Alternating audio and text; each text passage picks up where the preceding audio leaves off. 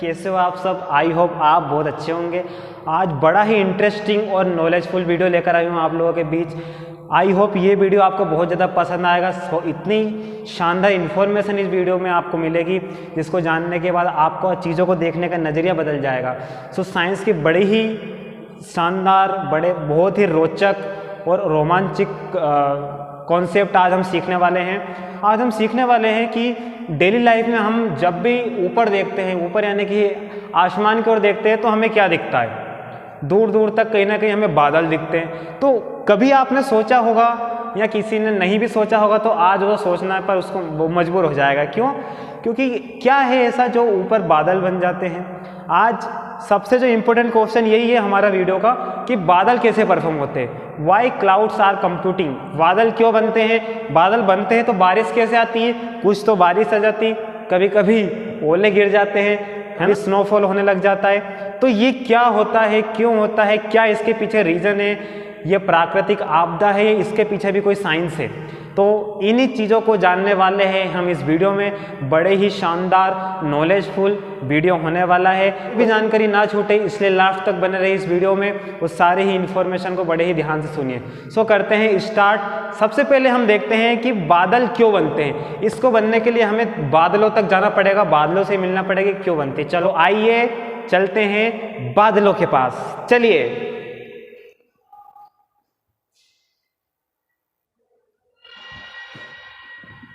तो बच्चों अब आ गए हम बादलों के शहर में। बादलों के शहर में मतलब वहाँ पर जहाँ पर बादल बनते हैं। एक्चुअली मैं वहाँ तो नहीं जा सकता जहाँ पर बादल है। बादलों को हमने नीचे लाने की कोशिश की है ना। तो देखते हैं कैसे बनते हैं बादल, क्या इसके पीछे का रीज़न है। देखिए, हमारे अर्थ पर 90% चीज़ें जो होती है वो होती है सन के कारण, है ना। बहुत सारी चीज़ें ऐसी है जो सन पर ही डिपेंड करती है। तो क्या है, गर्मियों के दिनों में 3 या 4 महीना आपको पता है बहुत भयंकर गर्मियाँ पड़ती है ना। गर्मी पड़ती है, इवन गर्मी नहीं भी पड़ती तब सन रेज जो होती है, सन रेज में क्या होती है? हीट होती है। हीट होती है। जब हीट वाटर के पास जाती है तो वाटर क्या होता है? वेपर होता है। वेपर मतलब इवापोरेशन होता है। यानी कि जब भी पानी को हम गर्म करते हैं तो पानी क्या बनता है? भाप बनने लगता है। भाप बनने लगता है। आपने देखा होगा विंटर सीजन में जब हम इवन घर पर नहाने के लिए भी गर्म पानी करते हैं तो उसमें से क्या निकलती है? धुआं निकलता है, जिसको हम धुआं बोलते हैं। वो धुआं नहीं होता है, वो जो पानी होता है वो गैस फॉर्म में जाने लगता है। पानी को जब आप हीट मिलती, जब पानी गर्म होगा तो वो गैस बनेगा, गैस फॉर्म में जाएगा, लिक्विड से गैस फॉर्म में आता है। अब ये गैस फॉर्म में कहाँ जाएगी? ये ऊपर जाता है, ठीक है। पानी वेपर होकर ऊपर जाने लगता है, हाइट पर जाएगा, बहुत ज़्यादा हाइट पर जाएगा।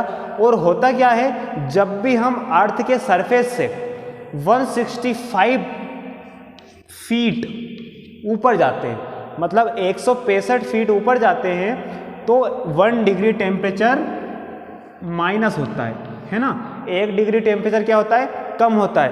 कब होता है टेम्परेचर कम? जब हम अर्थ से 165 ऊपर जाएंगे तो 1 डिग्री माइनस होता है टेम्परेचर।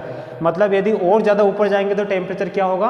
कम होगा। यानी कि अर्थ के सरफेस से जितना ज़्यादा ऊपर जाएंगे टेम्परेचर हमेशा कम होगा।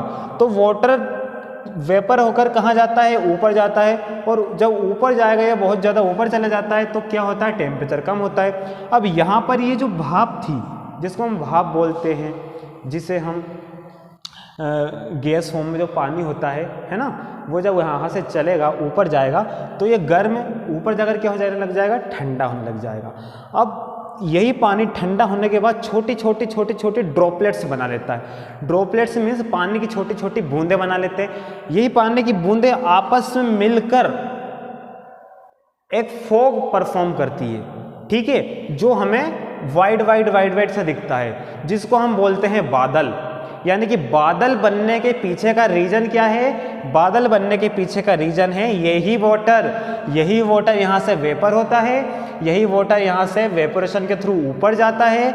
वो 165 मीटर ऊपर जाने पर हर चीज़ क्या होती है, माइनस होती है, ठीक है, 1 डिग्री माइनस होगा, तो यही वेपर ऊपर जाएगा, माइनस होगा तो टेम्परेचर कम होगा, टेम्परेचर कम होगा तो यहाँ पर एक फॉग परफॉर्म होगा जिसको हम बोलते हैं क्लाउड कंप्यूटिंग।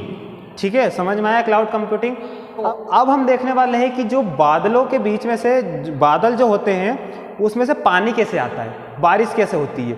ठीक है, तो अभी हमने देखा था कि वाटर के वेपर होने पर बादल बनते हैं। अब ये क्लाउड क्या होते हैं, ऊपर जाकर ठंडे हो जाते हैं तो छोटी छोटी ड्रॉपलेट्स बन जाती है। जब यही पानी किसी न किसी फॉर्म में नीचे गिरता है तो इसे बोलते हैं रेन, है ना। यदि ये बूंदों के फॉर्म में आएगा, छोटे छोटे बूंद आएंगी तो इसको बोलते हैं रेन। यही पानी यदि छोटे छोटे आइस के फॉर्म में आता है तो इसको बोलते हैं हेलस्टॉर्म। और यही पानी यदि छोटे छोटे फॉग के रूप में आता है तो जैसे हम कोहरा, धुंध, ओस, जो भी हम घर पर हमारी लैंग्वेज में बोलते हैं वो होता है। तो एक ही तरह की चीज़ें होती है, 3 तरीके से ये आता है। ठीक है, अब ये समझते कि ये ऐसा क्यों होता है, एक साथ एक ही चीज़ से 3 चीज़ें कैसे बनती है। ठीक है ना। अब हम देखते हैं इसके आगे वाली कुछ चीज़ें जिसमें हमें यह समझ में आएगा कि बारिश कैसे आती है, तो फॉग कैसे आता है, तो ये कैसे आता है। जो अब हम देखते हैं कि स्नोफॉल कैसे गिरता है। अब देखिए, अरे ये क्या होने लग गया, स्नोफॉल तो यहीं आने लग गया। इससे बचने के लिए क्या करना पड़ेगा, स्वेटर पहनना पड़ेगा। मैंने ऑलरेडी पहनी, मुझे कुछ नहीं हो रहा है, डोंट वरी, है ना, मैं ठीक हूँ। सो देखिए, अब मेरे आसपास आपको स्नो गिरता दिख रहा हुआ होगा, है ना। मेरे आसपास आपको लग रहा है कि स्नोफॉल हो रहा है, लेकिन ये क्यों हो रहा है, इसके पीछे का रीज़न क्या है। देखिए क्या होता है बच्चों, जो बादल होते हैं, क्लाउड होते हैं, उसमें छोटी छोटी पानी की बूंदें रहती है। हमने अभी पढ़ा था कि वेपर होकर पानी ऊपर जाता है, भाप बनकर ऊपर जाता है, ऊपर जाकर ठंडा हो जाता है। ये छोटी छोटी बूंदें जब नीचे आती हैं और नीचे आने के बाद ये ऐसी जगह पर आती है जहाँ पर उनको अपना फ्रीजिंग पॉइंट मिल जाता है। फ्रीजिंग पॉइंट का मतलब ऐसा पॉइंट जहाँ पर पानी मतलब जो टेम्परेचर रहता है वो माइनस में रहता है। यदि ठंडी चीज़ ऊपर से आएगी और नीचे भी यदि ठंडा है तो वो ठंडी ही रहेगी, है ना। पानी यहाँ पर छोटे छोटे ड्रॉपलेट्स किसके फॉर्म में रहती है, फॉग के फॉर्म में। जब वो नीचे आएंगी तब भी वो फॉग ही रहेंगी। क्यों, क्योंकि नीचे भी क्या है, बहुत फ्रीजिंग पॉइंट है, बहुत ठंडा है। तो वो रुई के छोटे छोटे पार्टिकल्स की तरह रहती है, जो हमें बहुत ब्यूटीफुल लगता है, जिसका हम आनंद लेते हैं, जिसको हम बर्फबारी बोलते हैं। ठीक है, तो इसके पीछे का रीज़न ये है कि यही जो वाटर ड्रॉपलेट्स होती है ऊपर, वही नीचे आती है, वही बादल होते हैं, वो नीचे आते हैं कुछ समय के लिए और बर्फबारी करते हैं। लेकिन कभी कभी क्या होता है, बादलों में कुछ बादल बहुत हैवी होते हैं, मतलब जो ड्रॉपलेट्स होती है, छोटी छोटी बूंदें मिलकर एक बड़ी बूंद बना लेती है, बड़ी बूंदें बना लेती है।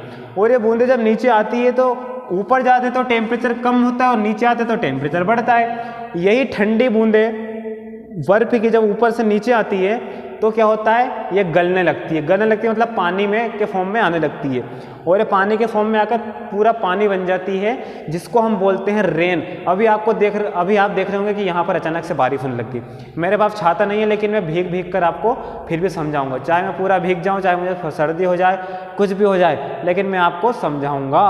तो देखते हैं, बारिश हो रही है, अच्छे बारिश में मज़े आ रहे हैं। अब इतने अच्छे मौसम में हम ये सीख रहे हैं कि पानी कैसे आता है। तो पानी आने के पीछे का भी यही रीज़न है कि जो पानी वेपर बनकर ऊपर गया है, वही पानी वापस अर्थ पर आएगा। किसके थ्रू, छोटे छोटे ड्रॉपलेट्स मिलकर बड़ी बूंदें बन जाएंगी, और वही बड़ी बूंदें जब हेवी हो जाती है तो वो अपना भार नहीं सहन कर पाती और वो नीचे टपक जाती है। ठीक है, इसी तरह होता है हेल स्टॉर्म। हेल स्टॉर्म मतलब ओले गिरना। ओले भी इसी तरह गिरते हैं। पानी के जो बर्फ के टुकड़े होते हैं छोटे छोटे ऊपर, वो हवा के कारण क्या होते हैं, बहुत ठंडे होते हैं। हवा ऊपर ठंडी होती है, और जब वो नीचे आते हैं तो इतनी स्पीड से आते हैं कि जिसे हम बोलते हैं कि ओलावृष्टि हो रही है। तो ओलावृष्टि के पीछे, स्नोफॉल के पीछे, रेन होने के पीछे सिर्फ यही रीज़न है कि जो भी पानी वेपर होकर ऊपर जाएगा वो किसी न किसी फॉर्म में नीचे जरूर होता है। और इसी को बोलते हैं वाटर साइकिल, कि समुद्र का पानी वेपर होकर ऊपर जाता है और वही पानी अर्थ पर आता है